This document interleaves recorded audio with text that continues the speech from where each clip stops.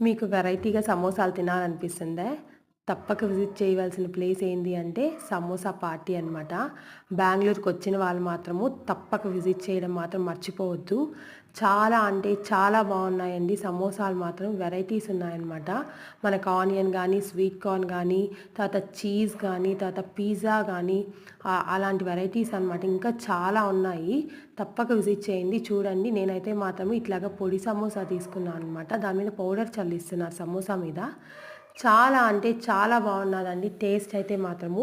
Normal samosa తీసుకున్నాను. దాంతో పాటు ఇదండి చాట్ వెరైటీస్ కూడా చాలా అంటే చాలా బాగున్నాయండి.